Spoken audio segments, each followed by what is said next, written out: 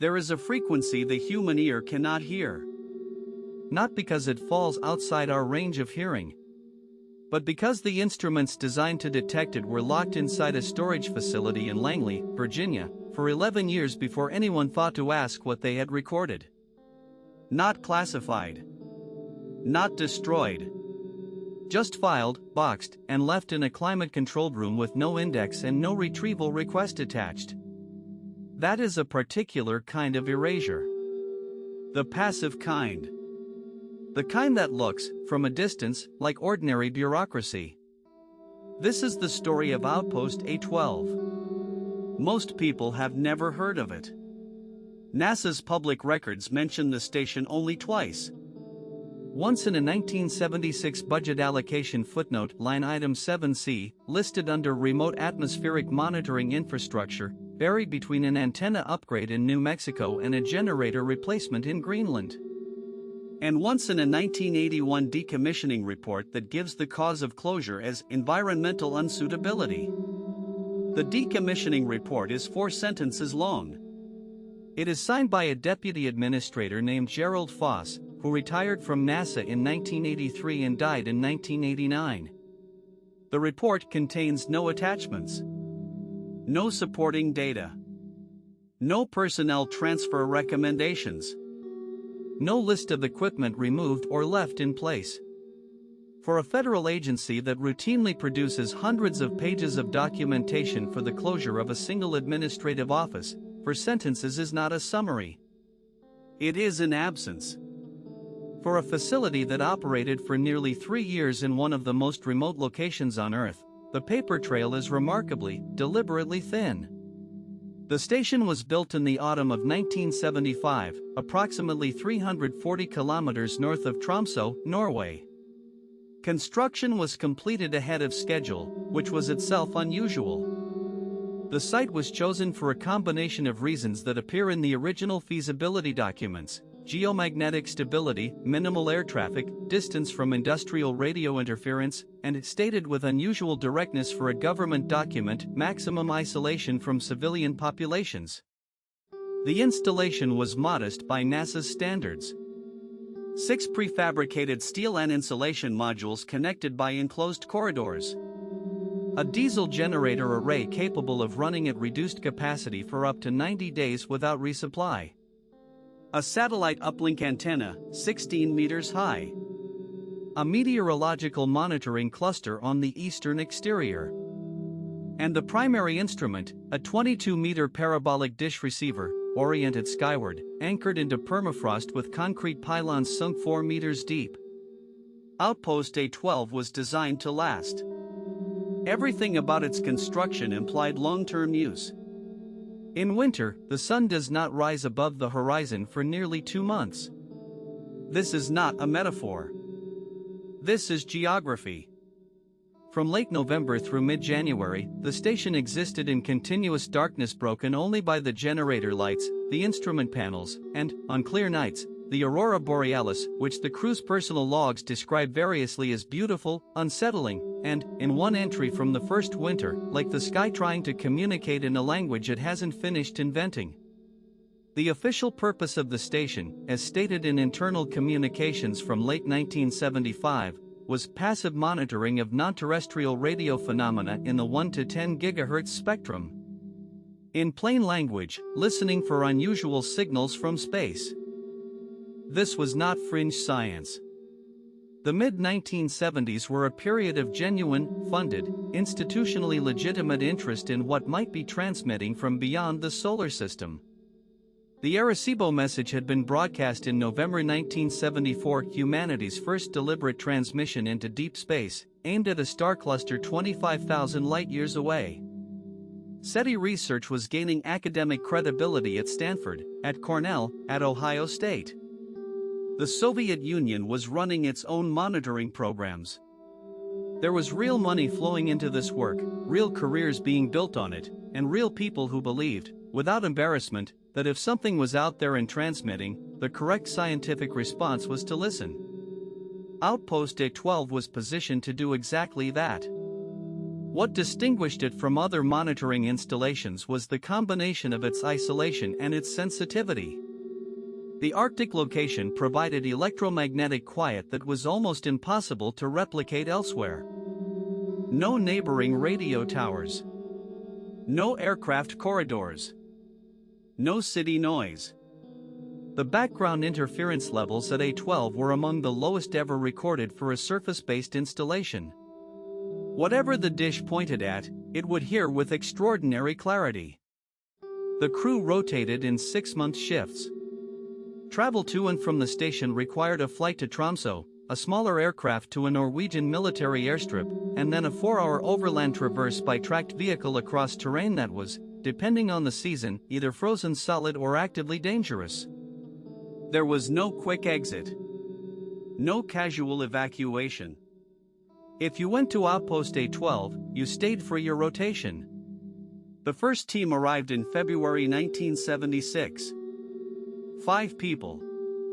A senior radio astronomer designated in the records as EV, whose full name is partially redacted, though the initials and the role are consistent throughout the surviving documentation.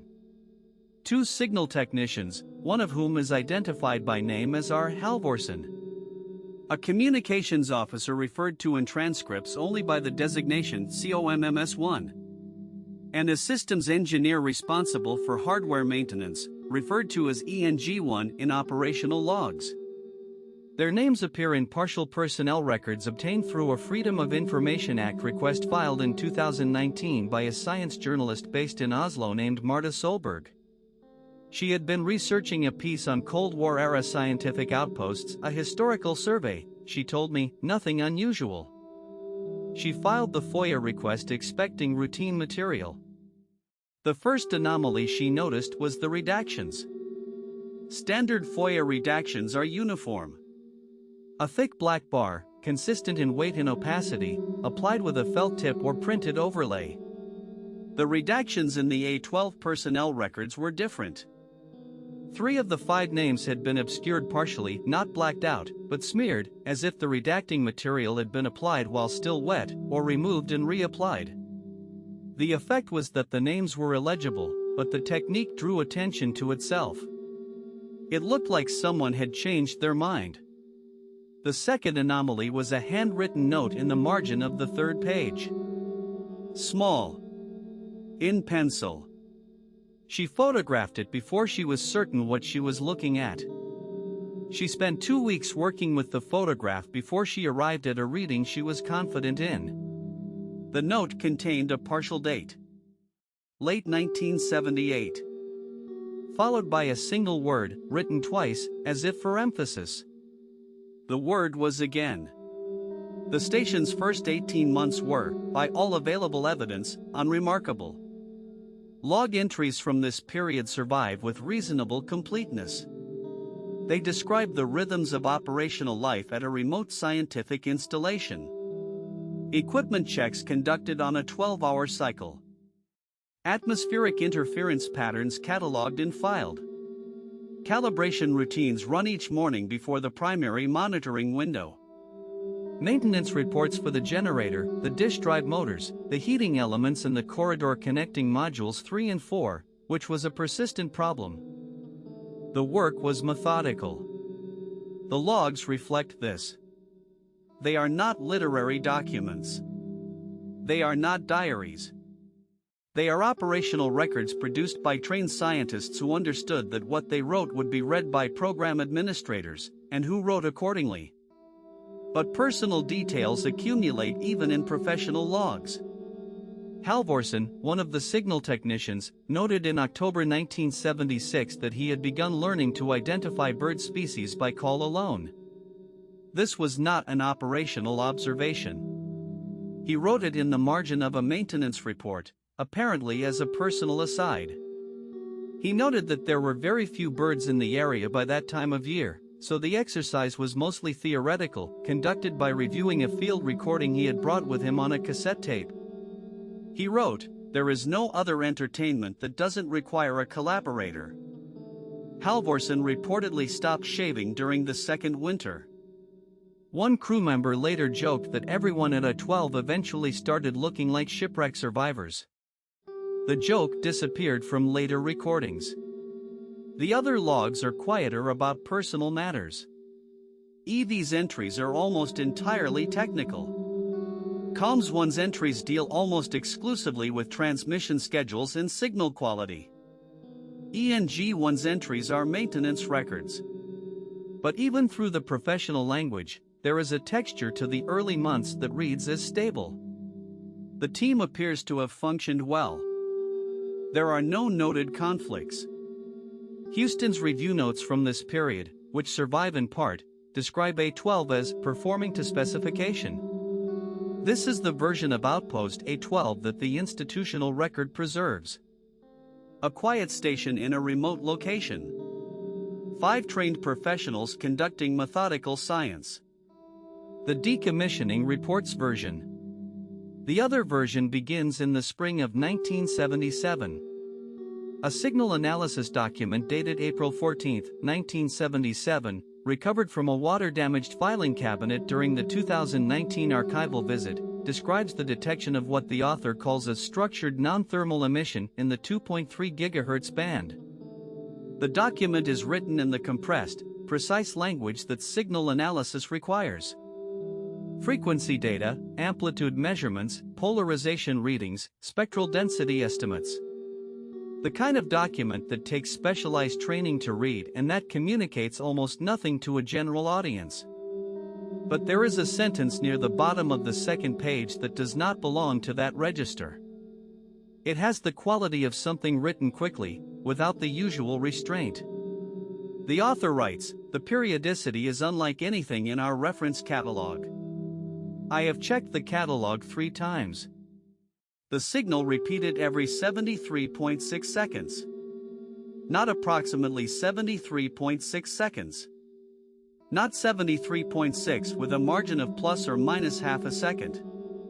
Exactly 73.6 seconds, measured across more than 400 repetitions, with a variance that the document describes as indistinguishable from zero by available instrumentation." For reference, the most precise naturally occurring periodic signals known to science, millisecond pulsars, achieve their regularity through physical rotation, a mechanical process with measurable, if infinitesimal, inconsistencies. The signal from A-12 had no measurable inconsistency at all. This bothered the crew before anything else did. Not what the signal was. Just how regular it was. The signal was reported to Houston on April 16, 2 days after the initial detection document. Houston's response came 4 days later, which was not unusual. The communication protocols at A-12 were not designed for rapid exchange. What was slightly unusual was the content of the response. Rather than requesting a standard verification procedure, which was the normal next step, Houston instructed the team to continue passive monitoring without initiating external communication or additional reporting pending internal review. The instruction was signed by a program coordinator. Not a senior administrator. Not a scientific director. A program coordinator whose name does not appear in any other document in the A-12 archive. That instruction remained formally in effect for the next 7 months. During those 7 months, what protocols existed for escalating an anomalous finding were, as far as the record shows, suspended. The crew was listening to something genuinely unprecedented, and they were doing it alone, in the dark, with no guidance and no timeline. What the crew did during those 7 months is partially reconstructed from a set of audio recordings discovered during the 2019 archival visit. The recordings were on magnetic tape, quarter-inch oxide reels of the kind commonly used for both professional audio and research documentation in the 1970s. 11 reels total, stored in a moisture-resistant aluminum case that had been placed inside a secondary storage locker, behind a panel in the equipment room that had been painted over. The paint was the same industrial gray as the surrounding wall. The seam was visible only as a slight ridge in the surface. The archival team found it because one member noticed that the ridge did not correspond to any feature on the station's original architectural drawings. The tapes had degraded, as magnetic oxide tape from that era does. Not catastrophically. Approximately 60% of the recorded audio was recoverable with standard analog restoration techniques. The remainder was either silent, truly silent, not corrupted, or had been recorded over, which required additional analysis to determine whether the underlying material was recoverable. Some of it was not. What the recovered audio contains, in its earliest portions, is the texture of working life in an enclosed space through a long Arctic winter. Shift handovers. Equipment status reports. Discussions of signal data in the clinical language of people who have been trained to talk about uncertain findings without reaching premature conclusions. You can hear the ventilation system cycling in the background, a rhythmic mechanical breath that underlies almost every recording. You can hear the diesel generator, a low-frequency constant that the crew had almost certainly stopped consciously registering. And periodically, through the thinner sections of insulation, you can hear the wind. Not as a howl. As a pressure. A weight against the walls that does not relent. In an early recording from the winter of 1976, someone, the voice cannot be reliably identified, can be heard reading aloud from what sounds like a novel. Just to themselves. Not for an audience. The book is never named. The passage being read describes a man watching the ocean from a window. It lasts about 3 minutes, and then the recording catches the click of a device being shut off. That detail is not operationally relevant. It is simply true. Then, in a recording that Internal Evidence places in early September 1977, something changes. The voice is Halvorson's. The archival team confirmed this through comparison with earlier recordings in which he is identified by name. It is a personal log entry. He is not using the official logging protocol. He is simply talking, quietly, with the recording device positioned close enough that you can hear him breathe between sentences. He says the signal has changed. He says it began changing gradually, approximately 6 weeks before the recording, which would place the onset in late July 1977. He says he did not report the change initially because he was not certain he was reading the data correctly. He says there is a kind of reluctance that develops when you think you might be seeing something that doesn't have a rational explanation. You check your work. You check it again. You find reasons to delay the conclusion. He says he can no longer delay it. He describes the change in careful technical terms first. The clean 73.6 second emission has acquired internal structure. Subpatterns within each cycle. Modulations that are not random, not the kind of variation you get from interference or equipment noise, which has a statistical signature he knows well. These modulations are organized. They have, in his word, grammar. He cannot yet say what grammar. Only that it is there. Then he pauses. Long enough that the tape picks up the ambient sound of the station around him. The generator. The ventilation. The distant, indifferent machinery of the place. And then he says, "It sounds like us." What Halvorson meant by that took several more weeks to resolve. The tapes suggest the realization came in stages, the way most realizations do, not as a single moment of clarity but as a series of smaller acknowledgments, each one slightly more uncomfortable than the last. The subpatterns within the signal were fragments of recorded audio. Human voices. Human speech. Not a continuous transmission. Not a coherent message.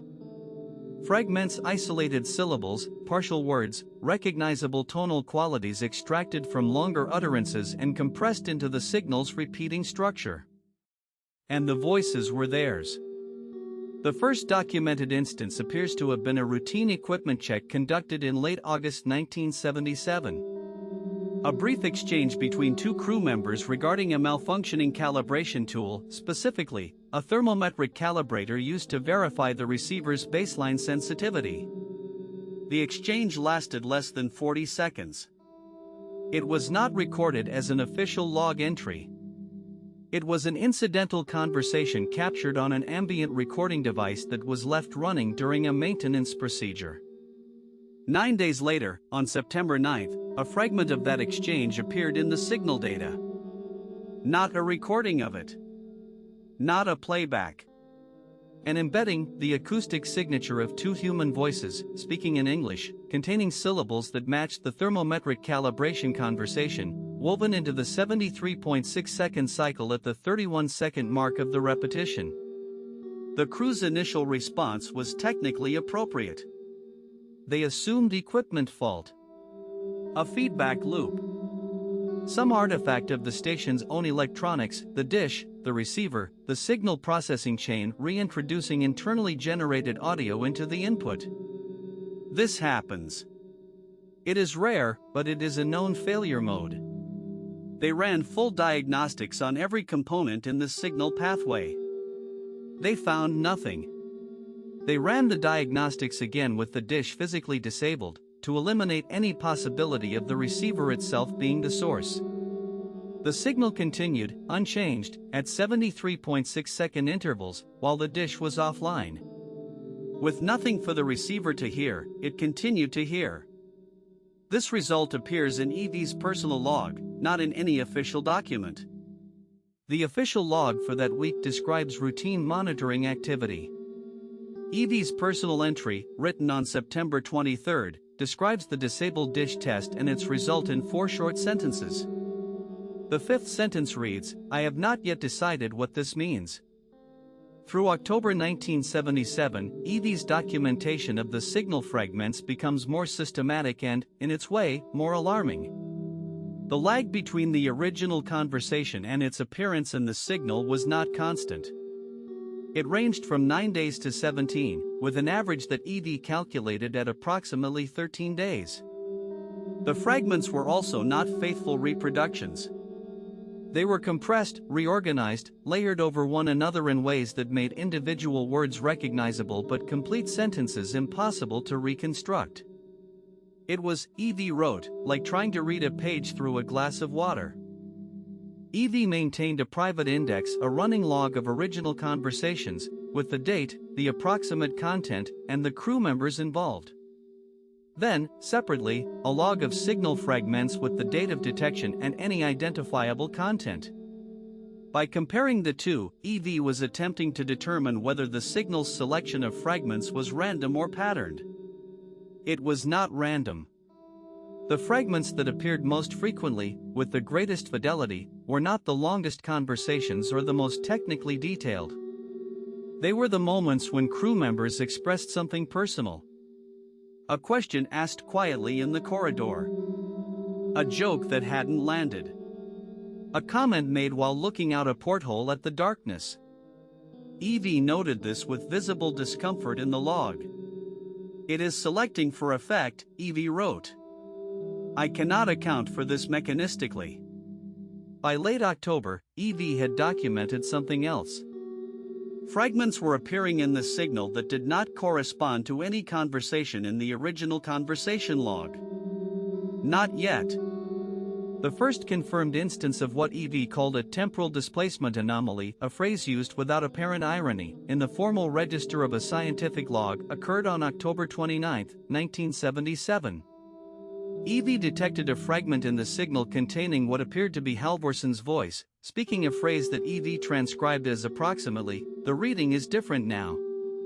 EV searched the conversation log. No match. 11 days later, on November 9, during a routine equipment inspection, Halvorson said, apparently unprompted, while examining a spectrum analyzer, "The reading is different now." EV's log entry for November 9 consists of one sentence. "It is not echoing us. It is preceding us." One recovered transcript reportedly contained a sentence spoken by ENG1 on January 14. The problem was that the signal recording containing the sentence had already been archived on December 31. The timestamp was verified 3 separate times. No equipment fault was ever identified. EV's formal memos to Houston from this period survive in the archive. Reading them alongside the personal logs is a disorienting experience. The memos are measured, careful, appropriately hedged. They describe potential instrumentation artifacts and anomalous signal characteristics under investigation. They are the product of a scientist who understands how extraordinary claims are received, and who is writing for an audience that has not experienced what the crew has experienced. The personal logs read differently. By November 1977, Evie's handwriting has changed. Earlier entries are neat, consistently spaced, the handwriting of someone writing at a desk in a relatively calm state of mind. The November entries are more compressed, the letters slightly less regular. One entry is written entirely in capital letters, not the entire entry, but the final paragraph, as if the decision to switch happened mid-thought and EV didn't correct it. The final memo sent to Houston in November 1977 recommends, in formal language, that the station be temporarily evacuated for what EV calls a comprehensive system audit in a controlled environment. This is a euphemism, but a legible one. EV is asking to leave. There is no record of Houston responding to this recommendation. The next recorded transmission from Houston to A-12 is a routine administrative communication dated December 3, 1977, regarding resupply quantities for the winter. December 1977 into January 1978. The polar night. In the Arctic at that latitude, the sun does not clear the horizon from late November through late January. The station's exterior lights were not powerful enough to illuminate much beyond the immediate perimeter. The crew worked in a kind of enforced interior, insulated from the outside world not just by distance and protocol but by the season itself. Halvorson's logs from December reflect this. He writes about the generator sound, which he has begun to experience as intrusive in a way it wasn't before. It used to be just background, he writes. Now I can hear it in patterns. I know it's just the engine. I know the patterns aren't there. But I hear them. He mentions that he has been sleeping poorly. He does not elaborate. The most complete audio document recovered from the 2019 archival visit is a recording from early January 1978. It runs for 42 minutes. The tape quality is degraded throughout, a persistent high-frequency interference overlaid on the audio, steady enough to be notable but not loud enough to obscure speech. The archival team's analysis could not determine whether the interference originated from within the station's electronics or from the signal itself. 3 crew members are present in the recording. The setting appears to be the station's common area, a module that, according to floor plans, housed a small kitchen, a folding table, and a shelf of paperback books. It is not an official log. No one announces it as one. The recording begins mid-conversation, as if the device was switched on after the discussion had started. The first voice is the communications officer. He is describing a recurring dream. He does this with the specific self-consciousness of someone who knows how it sounds, who prefaces it by saying, "I know this isn't a productive conversation but I need to say it." In the dream, he is sitting at his equipment console, wearing headphones, and listening to the signal.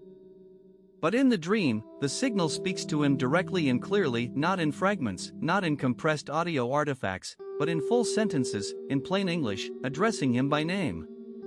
He says the content is perfectly intelligible while he is dreaming. He says he cannot remember any of it when he wakes up. He says the dreams have been happening every night for 3 weeks. The second voice belongs to the female crew member. Based on role references throughout the recovered tapes, she is the systems engineer, designated ENG-1. She speaks more slowly than the communications officer, and with greater precision. She says she has been keeping a private log separate from her official maintenance records, not submitted to Houston, in which she has been documenting instances of what she calls temporal inversion. She has documented 23 instances over the preceding 3 months. Fragments detected in the signal that did not correspond to any prior conversation logged in the station's records. Fragments that subsequently appeared as actual conversations in the actual station by actual crew members between 2 and 19 days after their detection in the signal. She acknowledges every alternative explanation. Equipment artifact. Confirmation bias, hearing familiar syllables in noise and misidentifying them. Pattern recognition error, which is a well-documented phenomenon in environments with high ambient noise and low stimulus variety. Perceptual distortion caused by fatigue and isolation, which are known to affect cognitive function in ways that are hard to self-monitor. She says she has taken all of these seriously. She says she has designed her logging methodology to account for them. She says she has documented 23 instances. Across 23 instances, the alternative explanations require a coincidence rate that she calculates, conservatively, at less than 1%. I'm not saying what I think it is, she says. I'm saying it isn't any of those. Then she says something that the archival team noted in their report and flagged for further analysis. She says, 4 days ago, I found my own voice in the signal, saying something I hadn't said yet. She does not describe what the phrase was. She does not describe what it referred to. I've been very careful, she says, not to say it. The room is quiet after that. The third voice is Halvorsen. He has said almost nothing for the first 20 minutes of the recording. When he finally speaks, it is to say that he has stopped listening to the signal through the audio monitoring system. He has rerouted the data to printed spectrographic readouts only. Numbers and graphs. No sound. He is asked why. He takes a long time. He says, because I think it knows we're listening. And I think listening back is how it learns more about us. No one responds to this. The recording continues for another several minutes. Ambient sound, the generator, the ventilation, and then ends.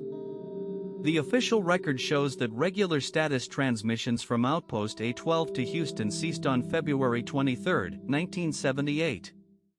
The tapes from February are the most severely damaged in the archive. Several reels appear to have been partially bulk erased, which requires a strong magnetic field applied at close range, deliberately or accidentally. The audio that is recoverable from this period is fragmentary. Long stretches of the persistent high-frequency interference. Stretches of what the archival team's report describes as organized vocalization in an unidentified language, a single voice, speaking steadily, in a cadence that is rhythmic without being musical.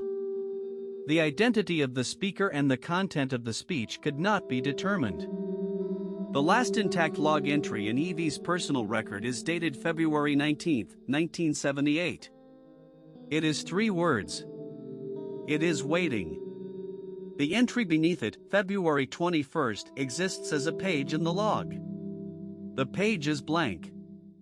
A NASA internal communication dated March 2, 1978, obtained through Marta Solberg's FOIA request, describes A-12's communication silence as consistent with known interference patterns during documented geomagnetic events. There was a significant geomagnetic storm during the final week of February 1978. This is well established in the scientific record. The storm disrupted radio communications across the northern hemisphere for approximately 4 days. But A-12 did not resume transmission after the storm cleared. A retrieval team was sent in April 1978, once the overland route was passable. The operational report from this visit is brief, written in the specific language of an institution that has decided what it wants to document. The station was in orderly condition. Equipment was powered down but intact. Personal belongings, clothing, books, notebooks, personal items remained in the crew quarters.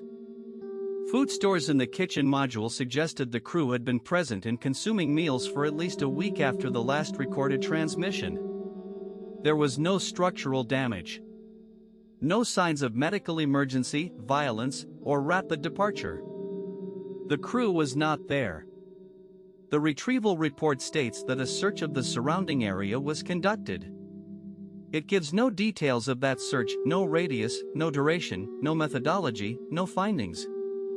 It notes simply that the search was conducted. The report does not speculate about the crew's location. It does not propose a next step. It ends with the note that the station's equipment was secured and the facility placed on inactive status pending administrative review. The 5 crew members are not mentioned in any subsequent NASA documentation. Not in personnel transfer records. Not in separation files. Not in the kind of administrative trail that follows a federal employee through a career, even after they leave. Marta Solberg attempted to cross-reference the partial names visible through the incomplete redactions with NASA employment records, academic publications, professional directories. She found one possible match, a partial name that may or may not correspond to Halvorsen, in a 1974 university directory from Bergen, Norway, attached to a graduate student enrolled in a physics program. The graduate student's record ends in 1975. There is no record of graduation, transfer, or withdrawal. He simply stops appearing. The final tape. The archival team found it separately from the 11 reels in the false panel locker. It was not in the equipment room at all. It was in the primary signal receiver housing, a sealed enclosure at the base of the 22-meter dish, accessible through a maintenance hatch that required a specific tool to open. The tape had been placed inside the housing, wrapped in insulating cloth, and positioned in a narrow cavity between 2 equipment racks that would not be visible without knowing exactly where to look. Whoever placed it there expected it to be found. Or expected it not to be. The archival team was uncertain which. It was a single reel. Standard quarter-inch oxide tape. The housing it was found in had provided better protection from moisture than the locker, and the audio quality was significantly higher than most of the archive, clearer than anything else the team had recovered. The recording begins with approximately 40 seconds of silence. Not the silence of an unrecorded tape.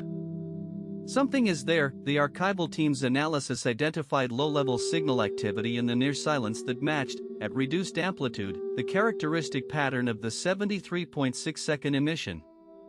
As if the recording had begun while the signal was present in the room. Then a voice begins speaking. It is calm. It is clear. It speaks in the measured, unhurried tone of someone who has thought carefully about what they want to say and has decided to say it plainly. The archival team could not identify whose voice it was.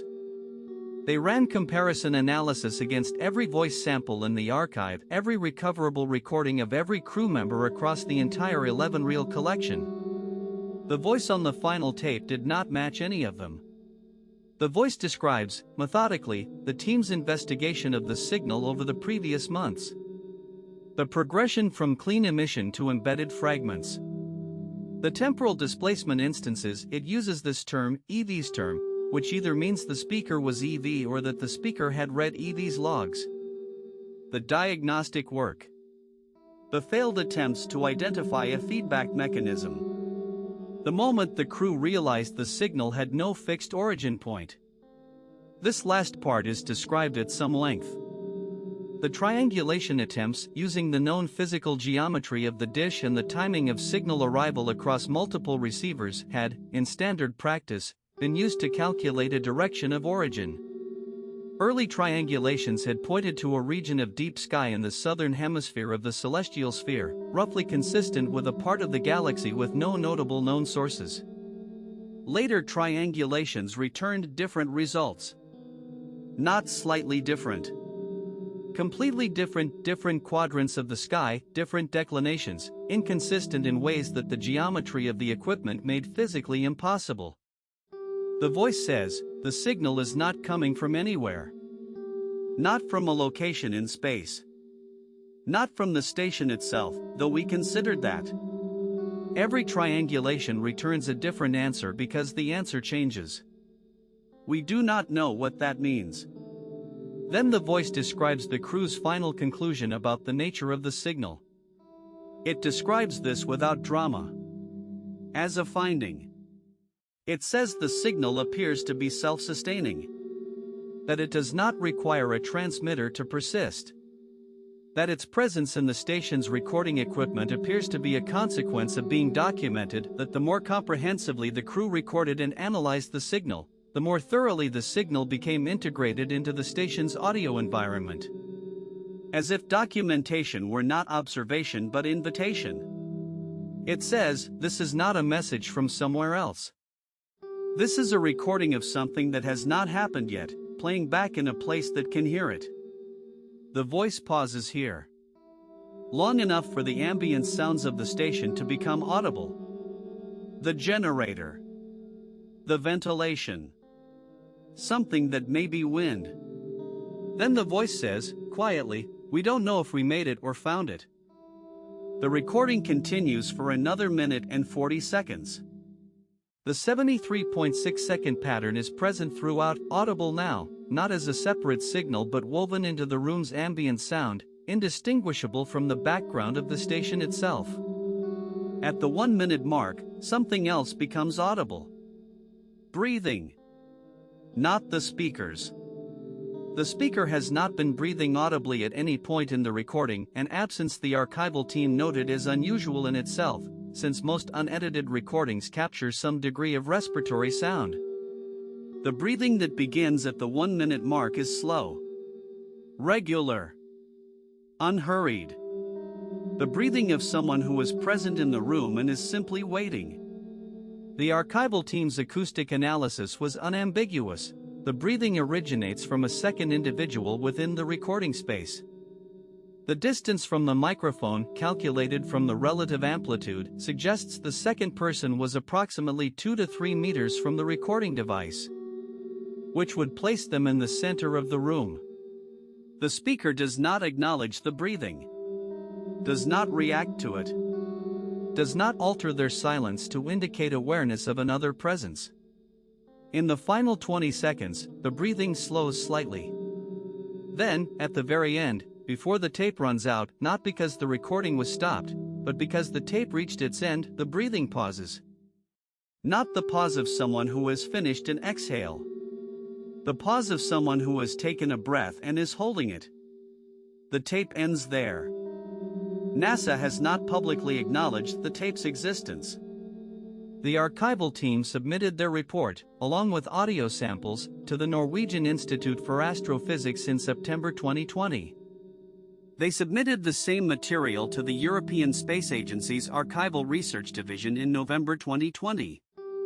They submitted a condensed version to 2 peer-reviewed journals in early 2021. As of the time of this writing, none of these submissions have received a substantive response. The ESA acknowledged receipt of the material. The journals did not. Marta Solberg, the journalist who filed the original FOIA request, told me the last time we spoke, which was in the spring of 2022, that she had stopped working on the story. She said it was for personal reasons. She said she had been having difficulty sleeping for several months and that her doctor had suggested she reduce sources of chronic stress. I asked her if she still had the photograph she had taken of the handwritten margin note, the partial date, the single word written twice. She said she had deleted it. I asked when. She said she wasn't sure. She said she remembered deleting it, but she was not certain she remembered it correctly. She said she had gone looking for it at some point and it was not in her photo library and not in the backup she maintained on an external drive, and she had concluded she must have deleted it, though she had no clear memory of making that decision. She said she had deleted everything related to the project. All her notes. All her copies of the FOIA documents. She said it had seemed like the right thing to do. I asked why. She was quiet for a moment. Then she said, "Have you ever heard a voice say something that you're certain you haven't done yet?" She did not wait for an answer. In 2003, a Norwegian geological survey team documented the physical remains of Outpost A-12 as part of a broader survey of Cold War-era infrastructure in the high Arctic. Their report was a standard geological and structural assessment, produced for an archive with no particular awareness of the station's history. The report notes that the prefabricated modules were structurally intact, though interior fittings had been removed. It notes that the satellite uplink antenna had been taken down at some point, leaving only the mounting bolts. It notes that the diesel generator had been drained and locked. It notes that the 22-meter primary dish was still in place. Still operational in the sense of being mechanically functional. Still connected, through its original cabling, to the receiver housing at its base. The surveyor's report notes, without apparent awareness of the significance, that the dish was oriented toward the sky at a declination of approximately -12 degrees, which corresponds to no known object of scientific interest, and to no standard parking position for a decommissioned dish. The report notes one additional finding, included in an appendix that appears to have been added after the main document was completed, as if the surveyor was uncertain where else to put it. The appendix states that the receiver housing, the sealed enclosure at the base of the dish, was found to be drawing power. Not from the station's generator, which had been drained. From a source the surveyor could not identify. The surveyor estimated the draw at approximately 4 watts. Continuous. The surveyor noted that 4 watts was insufficient to power any known component of the station's equipment. The surveyor noted that they could not determine what it was powering. The appendix ends there. It has no conclusion. It has no recommendation. It is simply a thing that was observed, written down because someone was thorough enough to write it, and filed in an archive in Oslo where it waited, unread, for 16 years. Somewhere in the high Arctic, a dish is pointed at the sky. The archival team later confirmed something else. The second set of breathing patterns detected on the tape did not match any known crew member recorded at Outpost A-12. No explanation for the discrepancy was ever included in the official report. And something is listening.